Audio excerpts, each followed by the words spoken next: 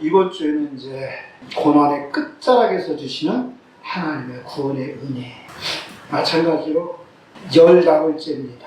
해도 별도 보이지 않는 캄캄한 밤바다 위에서 276명을 태운 배가 여전히 폭풍에 떠밀려 다니고 있습니다. 음식을 먹을 수 없었고 살 수 있다는 희망마저도 다 끊어져서 모든 것이 마치 끝나버린 것 같은 그런 상태에 있다고 지금 이 글의 저자인 누가가 고백하고 있습니다. 여러분, 얼마나 절망적인 상황인지 아시죠? 그렇지만 그렇게 절망적인 상황 가운데서도 그들 가운데 하나님의 말씀이 선포됐습니다. 27장 22절과 25절은 우리에게 이렇게 말씀하고 있습니다.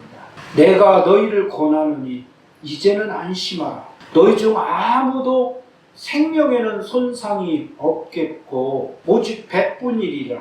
나는 하나님이 그의 말씀하신 그대로 내게 이루어지리라고 믿노라. 아멘. 여러분이 이 상황에 있다고 하면은 이 바울의 선포가 믿어지겠습니까? 믿어질 것 같아요? 왜? 소감한 사로서 그래도 믿어야죠. 왜?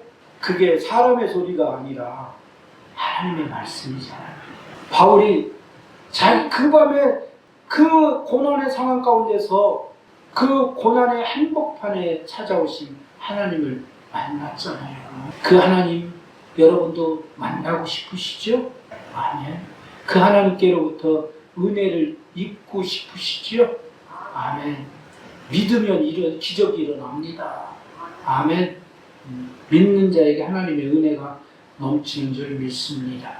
그렇게 바울의 선포가 있었지만 변한 것은 상황은 하나도 없잖아요. 바울이 선포한 다음에 폭풍이 멈추고 마치 예수님처럼 폭풍이 멈추고 그리고 바다가 고요해졌다는 얘기가 없잖아요. 바다는 여전히 흉흉하고 여전히 파도는 몰아치고 있는 상황. 그렇게 며칠을 더 지났습니다. 여전히 굶주렸고 배는 점점 부서지고 있었어요. 이게 무엇을 말하고 있습니까? 우리가 하나님의 약속의 말씀을 받았다고 해서 금방 즉시로 상황이 돌변하는 것은 아닌 것입니다. 기도해서 하나님께로부터 응답을 받았다고 해서 바로 즉시 기도의 응답이 이루어지는 것은 아니라는 거예요. 약속을 들은 후에도 캄캄한 밤이 계속될 수 있습니다. 이게 중요해요, 여러분. 약속의 말씀, 축복의 메시지를 받았다고 해서, 치유의 메시지를 받았다고 해서, 회복의 메시지를 받았다고 해서 우리 생각대로 금방 상황이 돌변하는 것이 아니라는 거예요. 기다리는 거예요. 어떻게 보면 상황이 더 악화될 수 있어요.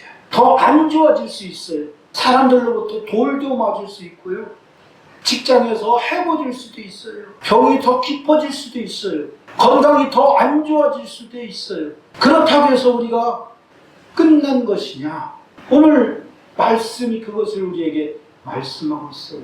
오늘 말씀은 이 39절부터 44절까지의 말씀을 보면 하나님께서 베풀어 주시는 세 가지의 구원이 나와요. 궁금하시죠? 제가 오늘 그 열쇠를 열어드리겠습니다. 첫째, 바울이 탄 배 사람들이 어디로부터 구원을 받았느냐? 유라굴로로부터 구원을 받았어요. 지금 이 열나흘 동안 그들을 그렇게 절망 속으로 밀어놓고 힘들게 하고 어렵게 한 것이 무엇이었죠? 유라굴로예요. 역시 사모님이 깨고 있잖아요. 유라굴로가 그들을 절망의 한복판으로 몰아넣었고 그들을 아무 음식도 먹지 못하게 만들어 놓고 그 배에 있는 모든 기구들을 다 바다에 버리게 만들었었어요. 그런 상황 가운데서 하나님의 말씀을 들었고 그리고 지금 이 상황이 전개되고 있습니다. 39절에 보면은 나리세자 선원들은 알지 못하는 땅을 발견했습니다. 그 땅이 무엇인지 알 수 없어요. 대륙인지 아니면은 무인도인지 아니면 사람이 살고 있는 커다란 섬인지 분간할 수 없는 상황이에요. 그런 땅에 그들이 이제 다다르게 된 거예요. 그래서 선원들은 어떻게 하느냐? 39절에 뭐라고 말씀하고 있냐면 할 수만 있으면 배를 거기다 대고 싶은 거예요. 그렇지 않아요? 우리도 똑같잖아요. 우리 마음도 그냥 배가 온전한 상태에서 거기다 대놓고 안전하게 내리고 싶잖아요. 그래서 선원들은 그 땅에 도착하기 위해서 어떻게 했어요? 지금 배가 그 폭풍 속에서도 그 파도 속에서도 움직이지 못하게 뭐를 메고 있었어요? 닻을 내리고 있었죠. 고물에다가 닻을 4개를 내려놓고 있었어요. 그래서 배가 흔들리기는 하도 앞으로 더 이상 나가지 않게 만들어 놓고 있었어요. 다음에 키를 딱 잠궈 놓고 있었어요. 왜? 배가 어디로 떠다닐지 모르니까 키를 잠궈 놓고 있었고, 그리고 또 돛을 내려놓고 있었어요. 그런데 이 닻을 끊었고, 그리고 키를 풀었어요. 그리고 또 돛을 올렸어요. 돛을 올렸다는 건 뭐예요? 이제 바람을 받아서 배가 전진하게 자기들이 원하는 방향으로 가려고 준비를 한 거예요. 아직 폭풍이 그대로 불고 있잖아요. 파도가 그대로 치고 있잖아요. 그럼에도 불구하고 지금 배는 이제 육지를 향해서 나갈 수 준비를 하고 있는 거예요. 그러니까 이렇게 우리가 생각해 볼 때 지금 이 상황이 섬으로부터 아직은 거리가 멀리 떨어져 있는 거예요. 멀리 저만치 섬이 있는 것이, 형체만 있는 것이 보였을 수도 있죠. 그래, 이 사람들이 땅이 얼마나 그리웠겠냐고요. 14일 동안 바다에서 그 모진 고통을 당했으니까 땅에 도착하는 것이 이 사람들의 정말 소원이었을 거예요. 그래서 그 땅을 향해서 돛을 올려서 이제 배가 쏜살같이 나가게 만드는 거예요. 그런데 이 할 수만 있으면이라고 하는 이 말씀 속에는, 이 단어 속에서는 어떤 뜻이 있느냐면 선원들의 생각인 거예요. 하나님이 할 수 있으면 가라고 하지 않으셨어요. 자기들의 판단에 저기 육지가 보이니까 빨리 육지를 향해 가자. 그 얘기는 지금 날이 샌 거잖아요. 어젯밤에까지 막 그 선원들은 알았잖아요. 바다가 점점 깊이가 얕아지는 걸 알았잖아요. 처음에는 20길이었다가 조금 더 가서 재보니까 15길이 됐잖아요. 9m를 가지고 제가 지난주에 설교를 했잖아요. 9m의 그 차이. 그게 뭐라고 했어요? 소망. 바다가 얕아지고 있어. 곧 땅에 도착할 수 있어. 그 얘기는 뭐예요? 살 수 있는 소망이 생긴 거예요. 절망적인 상황에서, 죽음의 상황에서, 사망의 음침한 골짜기에서 빠져나올 수 있는 그런 소망이 보였던 거예요. 그리고 이제 그들이 아침이 됐을 때 멀리 섬이 하나 땅이 하나 있는 것이 이제 눈에 들어온 거예요. 41절을 보면은 이렇게 말씀하고 있습니다. 같이 한번 읽어볼까요? 두 물이 합하여 흐르는 곳을 만나 배를 걸매 이 물은 부딪혀 움직일 수 없이 박히고 고물은 큰 물결에 깨어져 가니. 여기 재미있는 표현이 2가지가 나와요. 첫 번째, 두 물이 합하여 흐르는 곳, 그리고 또 하나는 박히고 라고 하는 말이 나와요. 먼저 두 물이 합하여 흐르는 곳이라는 표현을 우리가 한번 살펴보자고요. 헬라어 원문을 보면은 토포소 디탈라손, 직역하면은 뭐냐면은 두 바다의 장소라는 뜻입니다. 그러니까 쉽게 말하면은 두 바다가 물이 조류가 다른 두 바다가 만나는 장소. 우리 양평에 가면 뭐가 있어요? 두물머리가 있잖아요. 두물머리. 가보셨죠? 데이트하러 가보셨죠? 나도 가봤거든. 거기 가면은 뭐하고 만나느냐? 남한강하고 북한강하고 서로 만나는, 두 해류가 서로 만나게 되니까요. 어떨 것 같아요? 안전할 것 같아요? 위험할 것 같아요? 굉장히 위험하죠. 두 물이 서로 만나게 되니, 흐름이 다른 두 해류가 서로 만나게 되니까 아마 소용돌이가 일어났을 수 있고 여러 가지 예측할 수 없는 그런 흐름이 그 바다에서 일고 있었을 거예요. 아마 선원들의 지도가 있었다고 한다면 이곳은 피하시오라고 아마 써 있었을 거예요. 그런데 그 가장 위험하게 두 물이 충돌하는 그 지점에 하나님은 배를 멈추게 하는 그런 모래톱을 이미 예배해 놓으셨어요. 선원들은 자기들이 알고 있는 안전한 항구, 안전한 만을 향해서 가려고 했어요. 그게 다 우리의 똑같은 마음이잖아요. 이 거대한 폭풍 속에서 그 폭풍을 피해서 들어갈 수 있는 안전한 항구를 다들 그리워하잖아요. 그러나 그들이 도착한 곳은 어디였어요? 두 물이 흐르는 곳. 아마 그들이 가지고 있는 지도에는 표시가 안 돼 있었을 거예요. 오직 하나님의 지도에만 그 자리가 표시가 돼 있어요. 그 다음에 제가 주목하는 단어가 뭐냐면은 박히고라고 하는 단어예요. 이 박히고라고 하는 단어는 헬라어로 에피펙센이라고 해요. 에페펙센. 그냥 듣기만 하셔요. 에페펙센. 이 박히고라고 하는 말은 그냥 걸쳤다, 닿았다 그런 의미가 아니에요. 마치 말뚝을 땅에 박다는 것과 같은 그런 의미를 가지고 있어요.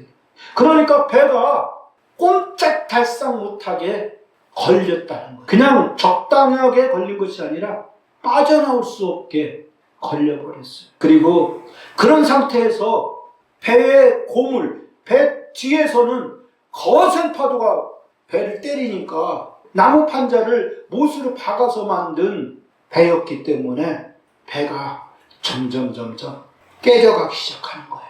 요즘은 배를 다 이제 FRP를, 작은 배는 FRP를 부어서 만들든지 아니면은 큰 배는 전부 다 쇠로 용접해서 만들잖아요. 그렇지만 그 당시에는 나무판이 유일한 선박의 재료였단 말이에요. 그 나무판을 고정하는 유일한 방법은 쇠로 된 못을 박아서 연결하는 수밖에 없었잖아요. 그런데 어떻게 돼요? 나무에다가 쇠를 박아놓으면은 이게 충격이 가해지기 시작하면은 점점 이 못이 빠지기 시작하는 거예요. 자, 기가 막힌 상황이 지금 전개되고 있어요. 어떤 상황이에요? 하나님의 말씀을 들었잖아요. 주의 종이 말씀을 선포했잖아요. 너희들 하나도 안 다칠 거야. 머리카락도 하나 상하지 않을 거야. 라고 선포했잖아요. 그런데요, 우리는 무슨 특성이 있냐면 누구나 다 똑같더라고요. 자기가 듣고 싶은 얘기만 들어. 자기가 듣고 싶은 얘기만. 하나님은 항상 이렇게 전제를 깔아놓고서 말씀을 하시더라고요. 여기 바울도 똑같은 얘기를 했어요. 너희가 사람을 하나도 안 상할 거야. 하지만 배도 깨져버릴 것이고 물건도 다 잃을 것이라고 바울은 얘기했어요. 그렇지만 아마 거기 있는 뱃사람들은 바울의 그런 얘기는 귀담아 듣지 않았을 거예요. 무슨 얘기만? 너희들 머리카락도 상하지 않을 것이라고. 그 얘기만 하면 기억했을 것 같아요. 그럼 참으로 기가 막힌 상황. 앞으로도 갈 수 없고 뒤로도 돌아갈 수 없는 그런 자리. 또 가만히 있으면 어떻게 돼요? 파도가 와서 배를 때려서 지금 배가 부서지고 있는 자리. 자, 기가 막히잖아요. 에? 여러분, 이런 일 여러분 인생 가운데서 안 일어나겠어요? 일어나요. 앞으로도 갈 수 없고 뒤로도 갈 수 없고 그 자리에 가만히 있을 수도 없는 그런 상황이 우리 가운데 올 수 있어요. 지금 하나님께서 이 배를 그런 자리로 밀어 넣으신 거예요. 박혔다고 하는 말은 바로 그런 얘기예요.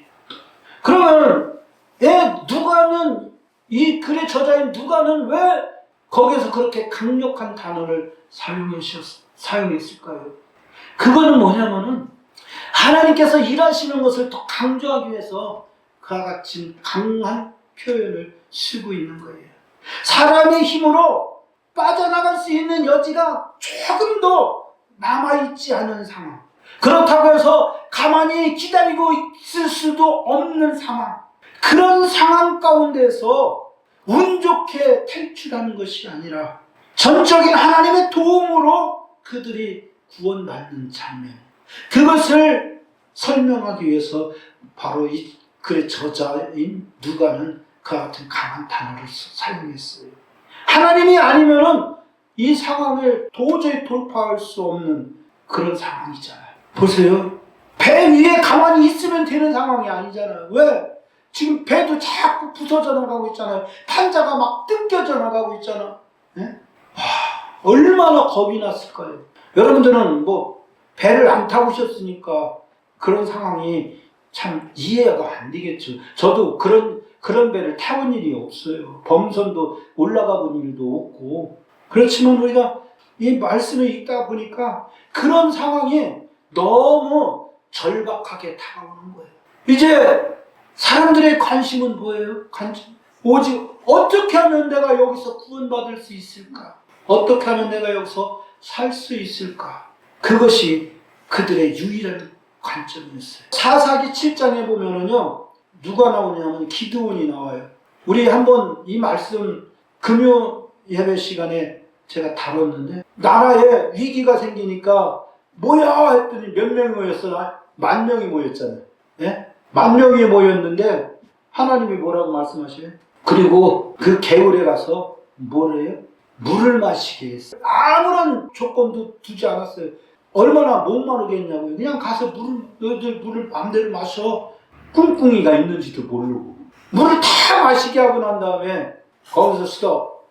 야, 너희들 중에서 물을 엎드려서 먹은 사람 손 들어봐. 그러니까 몇 명이 손 들었게요? 몇 명이 손 들었어요? 9,700명이 손 들었어요. 그리고 남은 사람이 몇 명? 300명. 그 사람들은 어떻게 해봤어요? 물을 퍼서 개처럼 핥아먹었다고 했어요. 아니, 지금 10,000명도 부족한 상황인데 하나님은 어떻게 하시려고? 왜 하나님은 10,000명 중에서 300명만 남기고 다 돌려보냈느냐? 왜 그럴 것 같아요? 제가 보기엔 그런 것 같아요. 이 절박한 상황 속에서 누구도 도와줄 수 없는 상황을 하나님은 원하셨던 것 같아요. 사람의 힘과 사람의 능력으로는 도저히 이 상황을 빠져나갈 수 없는 그런 상황으로 하나님께서 몰고 가신 거예요. 그리고 거기서 하나님께서 구원을 보여주신 거예요. 그것을 통해서 사람들은 어떻게?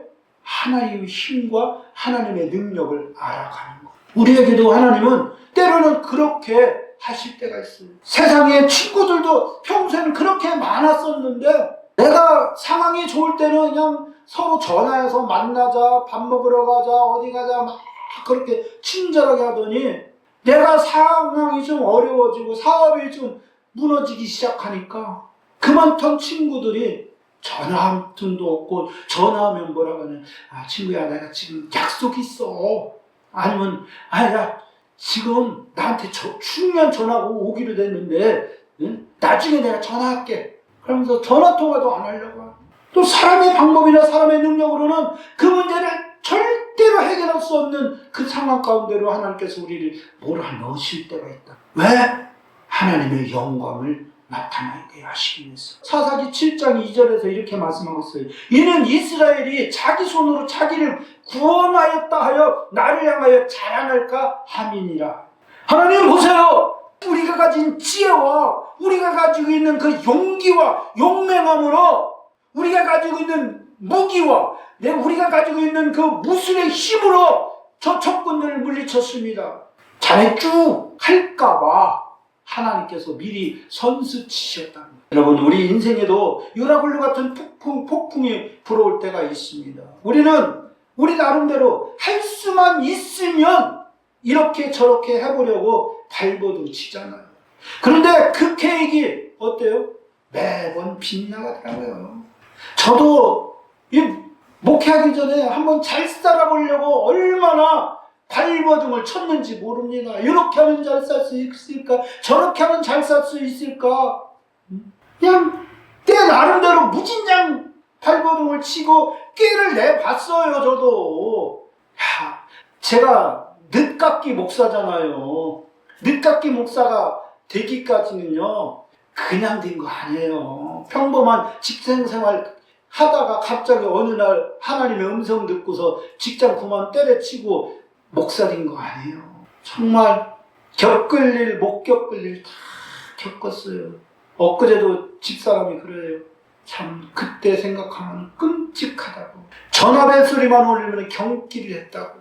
카드사에서 전화 오면은요, 그때만 해도 채권 주심이 얼마나 지독했는지 몰라요. 막 욕하고, 법원에다가, 고소한다고 하고 해가면서 얼마나 괴롭혔는지 몰라요. 물론 못 갖고 있는 우리가 잘못이지만 그 사람들의 출신이 그렇게 지독했어요. 그때만 해도. 그런 뭔가 제 인생, 우리 가정의 삶에 뭔가 끔찍한 사건이 일어났기 때문에 천부여 의지없어서 손들고 옵니다 하고 두 손 들고 이렇게 여기까지 왔슈. 그게 말뚝처럼 박혀서 하나님 외에는 건질 자가 없는 상황까지 하나님이 밀어넣으신 것 같아요. 그렇게 아무 길도 보이지 않는 그 자리에서 여러분 놀라운 하나님의 구원의 역사가 일어나는 거예요. 그 자리가요, 사람이 만든 지도에는 안 나와, 보이지 않아. 그런데 하나님의 지도에는 이미 표시가 돼 있는 줄 믿으시기 바랍니다. 그리고 여러분이 지금 마지막까지 어떻게 해서라도 이 배만은 보호하고 싶은, 배만은 의지하고 싶은 그것까지도 하나님은 내려놓기를 원하시는 거예요. 여러분들 다 의지하는 배가 있어요. 그 여러분들이 안간힘을 쓰고 붙잡고 있는 그 배, 그걸 내려놓을 때 비로소 하나님께서 구원의 역사를 일으키기 시작하는 거예요. 지난주에도 말씀했잖아요. 로마서 8장 28절. 일명 롬8 28. 우리가 너무나 사랑하고 좋아하고 대부분의 성도들이 다 암송하는 말씀이잖아요. 우리가 알거니와 하나님을 사랑하는 자, 곧 그의 뜻대로 부르심을 입은 자들에게는 모든 것이 합력하여 선을 이루느니라. 모든 것이 합력하여 선을 이루느니라. 모든 것. 유라굴루도, 가장 위험한 충돌의 자리도, 그리고 우리의 모든 계획이 완전히 막혀버리고 닫혀버린 그 자리, 거기까지 포함되는 거예요. 저는 이 말씀에서 또 한 장면이 떠올라요. 바로 욥기요. 욥기 38장 8절, 10절, 11절을 보면은요, 그냥 듣기만 하세요. 제 말은 빠른 말이 아니니까. 바다의 문을 닫아 물이 솟아나옴을 막은 일이 있느냐. 내가 그 한계를 정하고 문 빗장을 정하여 이르기를 내가 여기까지 오고 넘어가지 못하리니 내 파도가 여기서 그칠지니라 하였노라. 하나님은 바다의 경계를 정하시는 하나님. 그 배가, 그들이 타고 있는 배가 어디서 멈춰야 될지를 알고 계시는 하나님. 아멘이십니까? 사람의 생각과 하나님의 생각은 다른 거예요. 아까도 말씀드렸지만 사람들의 생각은, 사람들이 원하는 것은 그 폭풍을 피하고 파도를 피해서 숨을 수 있는 안전한 항구, 안전한 포구를 그들은 소망했지만 하나님은 그들을 두 물이 흐르는 그곳으로 배가 가게 하셔서 그곳에 배가 박히게 하시고, 그리고 배를 완전히 산산조각 내버리시는 거예요. 이것을 통해서 하나님은 무엇을 하시려고 하는 거예요? 지금 바울은 어디로 가는 사명을 받았어요? 로마로 가는 사명을 받았잖아요. 23장 11절에서 주님이 뭐라고 말씀하셨어요? 네가 로마에서도 나를 증언하여야 하리라. 지금 바울에게 일어나는 모든 일들은 이 한 말씀에 붙잡혀 가는 거예요. 이 한 말씀이 바울을 인도하는 거예요. 간신히 나가는 것도 이 말씀이 이끌어가는 것이고, 유라굴로를 만난 것도 말씀이 이끌어가는 중이에요.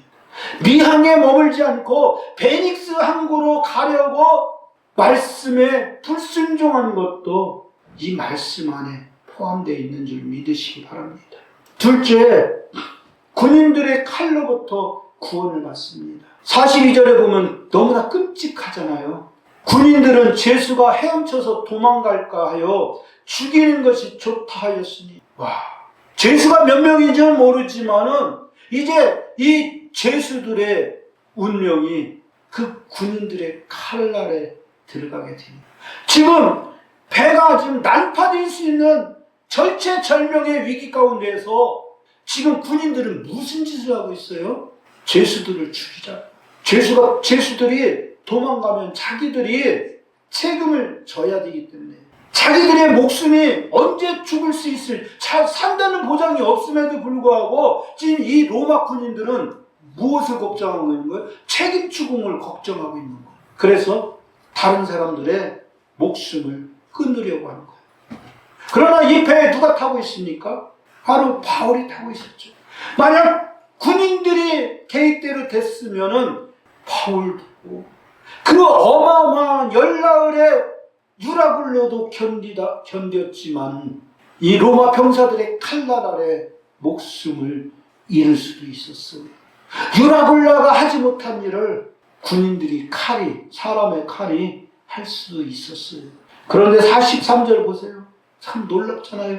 백부장이 바울을 구원하려 하여 그들의 뜻을 막고 헤엄칠 줄 아는 자들을 명하여 먼저 물에 뛰어내려 육지에 나가게 하고, 백부장 율리오는 이미 배 안에서 바울을 통해서 하나님이 일하고 계신 것을 경험한 사람이에요. 좀 더 나가면은 아마 이 율리오는 복음을 들었던 사람이 아닐까, 저는 그런 생각까지 하게 돼요. 그 폭풍과 몰아치는 상황 가운데서도 바울이 했던 그 말씀, 하나님의 말씀, 그리고 그 파도가 몰아치는 그 상황 가운데 서서 떡을 떼고 하나님 앞에 축사하던 그 모습, 그것을 보면서 백부장의 마음이 아마 움직였던 것 같아요. 아, 이 사람은 평범한 사람이 아니구나. 하나님이 이 사람과, 그가 믿는 하나님이 이 사람과 함께하고 계시구나 하는 것을 느꼈던 것 같아요. 그러면서 저는 이 백부장이 왜 그런 마음을 먹게 됐을까? 바울이 왜 그런 상황 가운데서도 그렇게 선포를 하게 하셨을까? 결국 이 상황 가운데서도 이 상황을 움직이고 있는 것은 무엇이냐? 아까도 말씀드린 사도행전 23장 11절 말씀, 내가 로마에서도 증언하여야 하리라. 바울은 무조건 로마로 가야 되는 거예요. 그 가는 길을 누가 막아도, 사람이 막고 자연이 막고 파도가 막고 불이 막아도 지진이 막아도 하늘이 두쪽나도 바울은 로마로 갈 거예요. 그 무엇도 하나님의 약속의 말씀을 막을 수 없습니다. 그 하나님의 약속이 바울을 지금 안고 가고 계신 거예요. 이 하나님의 안아주심의 은혜가 여러분들에게도, 여러분들의 삶에도, 여러분들의 가정 가운데도 이 충만하게 나타나기를 우리 주 예수 그리스도의 이름으로 축원합니다. 아멘. 결국 바울이 그 배에 탐으로 말미암아 어떻게 됩니까? 바울이 살았지요. 그렇죠? 그런데 바울만 살았어요? 아니야. 죽을 수밖에 없었던 죄수들이 바울 때문에 살았어. 그리고 나머지 배에 타고 있던 승객들과 사공들까지도 바울 한 사람으로 말미암아 다 살아나는 거예요. 이것이 하나님이 일하시는 방법이에요. 하나님의 말씀을 가진 자, 하나님의 사명을 받은 자, 하나님의 약속의 말씀이 그와 함께하는 사람에게는 무엇가 있느냐? 살리는 역사가 일어나는 거예요. 생명의 역사가 일어나는 거예요. 그 사람에게 붙어있기만 해도 살리는 역사가 일어나는 거예요. 망하지 않아요. 저는 우리 임마누엘 신복음교회가 그런 교회가 되기를 간절히 소망합니다. 여러분 한 사람 한 사람에게 하나님께서 주신 사명이 다 있어요. 그래서 여러분들이 그 사명에 매여서 갈 때 여러분들과 함께 가는 사람, 모든 사람들이 그 생명의 은혜를, 생명의 혜택을, 구원의 은혜를 누리게 되는 줄 믿으시기 바랍니다. 창세기에 보면은 그런 사람이 누가 있어요? 요셉이 있잖아요. 요셉 한 사람 때문에 야곱 가문이 다 살아나잖아요. 야곱만 살았어요? 누구도 살았어요? 애굽 전체가 다 살잖아요. 그 엄청난 가문 가운데서 요셉 한 사람의 지혜로 말미암아 모든 그 주변 나라들이 다 사는 역사가 나타나잖아요. 그래서 창세기 45장 5절에서 요셉이 이렇게 말하잖아요. 당신들이 나를 이곳에 팔았으므로 슬퍼하지 마소서. 하나님이 생명을 구원하시려고 나를 당신들을 앞서 보내셨나이다. 사랑하는 성도 여러분, 여러분들이 그 자리에 있다는 것 그 자체가 여러분들 주변에 그 누군가에게는 구원의 통로가 되는 줄 믿으시기 바랍니다. 여러분들의 믿음이 여러분이 모르는 사이에 그 누군가를 살리는 방패가 될 수 있습니다. 그리고 더 놀라운 것은 그 통로가 된 사람이 누구였습니까? 신자가 아니었어요. 정체를 알 수 없는 백부장. 여기서 정체를 알 수 없다고 하는 건 신앙적인 그런 얘기를 하는 거예요.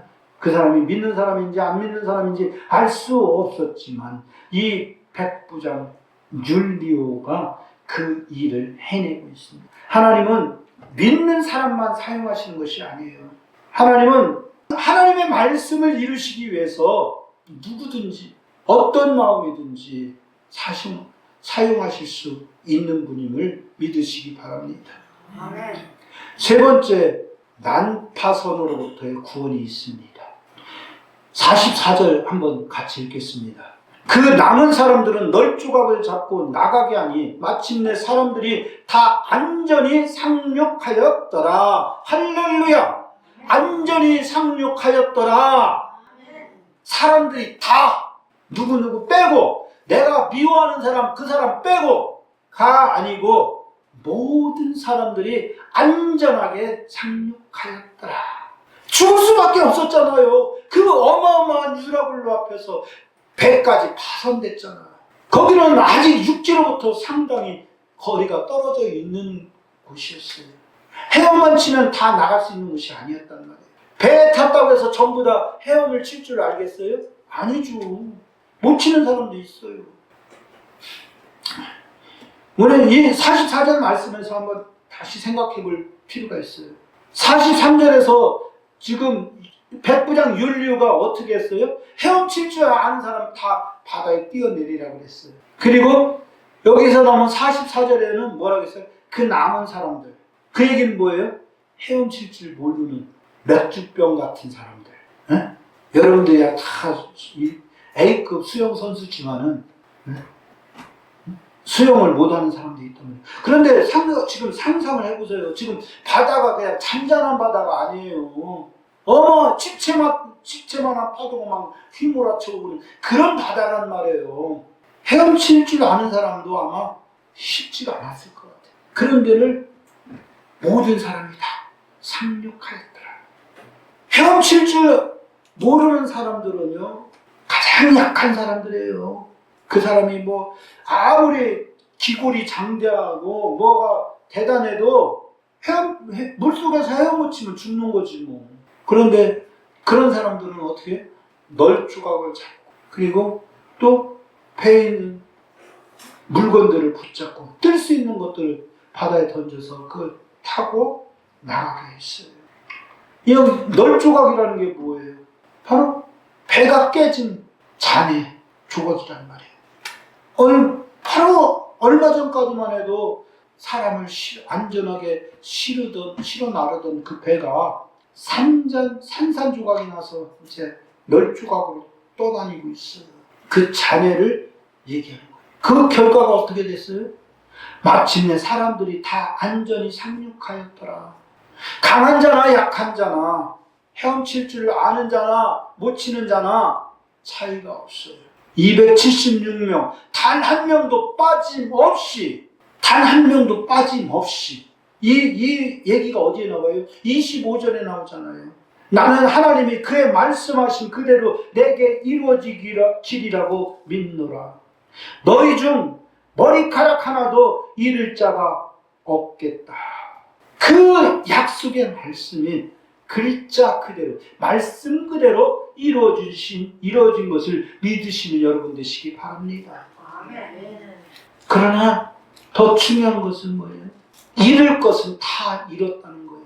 화물, 짐, 배 자체, 모든 것을 다 잃었지만은 그러나 잃지 않은 것이 하나 있었으니 그것은 곧 사람들의 생명인 줄 믿으시기 바랍니다. 여러분, 우리 인생에도 배가 부서지는 순간들이 있습니다. 사업이 무너지고, 가정이 무너지고, 계획이 무너지고, 관계가 무너지는 순간들이 있습니다. 그것을 우리는 뭐라고 하느냐면 난파당했다. 옛날 국민학교 다닐 때 읽었던 동화 15소년 표류기라는 얘기도 있네요. 많이 읽었죠, 다. 거기 보면 이런 난파 장면이 많이 나와요. 그런데 하나님 그 난파 속에서 우리에게 무엇을 약속하셨습니까? 모든 것을 다 지켜주신다고 하지 않으셨습니다. 참된 생명, 영원한 생명은 결코 잃지 않게 하신다고 약속하셨습니다. 그리고 하나님께서 바울에게 약속하셨죠. 그 배에 있는 모든 사람들을 다 너에게 줄게. 하나님께서는 이사야 43장 2절을 통해서 이렇게 말씀하셔요. 네가 물 가운데로 지날 때 내가 너와 함께 할 것이라. 강을 건널 때 물이 너를 침몰하지 못하게 할 것이며. 여기서 하나님은 물을 없애주겠다고, 물을 말려주겠다고 하지 않으셔요. 물 가운데로 지날 때에 내가 너와 함께 하겠다. 폭풍은 오죠. 배는 부서질 수 있습니다. 그러나 하나님이 함께 하시기에 우리는 끝까지 안전한 줄 믿으시기 바랍니다. 아멘. 그리고 정말 놀라운 것은 부서진 배의 그 널조각이 무엇이 됐습니까? 가장 약한 사람들을 살리는 도구가 됐습니다. 부서진 것이 구원의 수단이 된 것입니다. 여러분의 인생에서 부서진 것들, 그것이 정말 끝이라고 생각되십니까? 하나님의 손에서는 부서진 배의 조각조차도 생명을 건지는 도구가 되는 것입니다. 고린도전서 1장 27절 이렇게 말씀합니다. 하나님께서 세상에 약한 자들을 택하사 강한 자들을 부끄럽게 하려 하시며, 강한 자가 먼저 헤엄쳐 나갔지만 약한 자도 부서진 조각 위에서 똑같이 다 안전히 상륙했습니다.